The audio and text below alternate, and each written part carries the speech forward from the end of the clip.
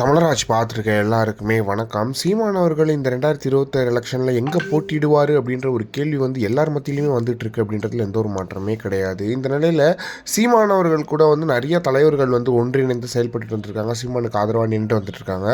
அதில் கே செல்வகுமார் அவர்கள் ஒரு கோரிக்கை வச்சிருக்காரு சீமான் அவர்களுக்கு. அது என்ன கோரிக்கை அப்படின்னு பார்த்தீங்கன்னா 2026 சட்டமன்ற தேர்தலில் அண்ணன் சீமான் அவர்கள் டெல்டா அல்லது தென் தமிழகத்தில் உள்ள ஏதாவது ஒரு தொகுதியில் போட்டியிட வேண்டும்.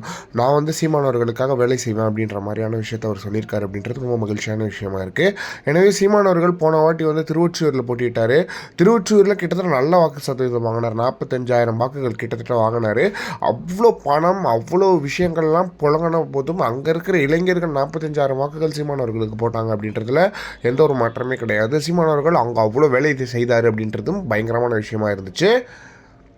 இந்த நிலையில் கே செல்வகுமார் அவர்களோட ஒரு துணையோட சீமான் அவர்கள் இன்னுமே டெல்டா பகுதிகளில் எங்கேயாவது ஒரு இடத்துல நின்னார்னா பயங்கரமாக இருக்குமா, இல்லைனா தென் தமிழகத்தில் எங்கே நின்னால் நல்லாயிருக்கும் அப்படின்றது எல்லார் மத்தியிலையுமே ஒரு கேள்வியாக இருந்துட்டு வருது அப்படின்றது ஒன்று இருக்குது. ஆனால் சீமான் அவர்கள் எங்கே நிற்க போகிறாரு அப்படின்ற ஒரு கேள்வி, மறுபடியும் திருவொற்றியூர்லேயே சீமான் அவர்கள் நிற்பாரா, இல்லை சீமான் அவர்கள் எந்த தொகுதியில் நிற்க போகிறாங்க அப்படின்றது ஒரு கேள்வியாக இருக்குது.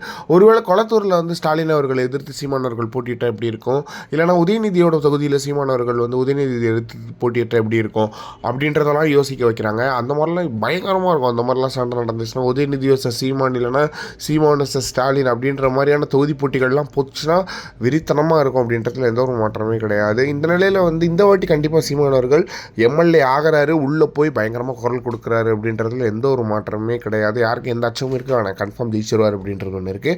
ஏன்னா கே செல்வகுமார் அவர்கள் சொன்னதை வச்சு நாம் தமிழர் கட்சி சீமான் அவர்கள் எந்த தொகுதியில் நின்னா நல்லாயிருக்கும் அப்படின்றது நீங்கள் கமெண்ட் பாக்ஸ் சொல்லுங்கள்.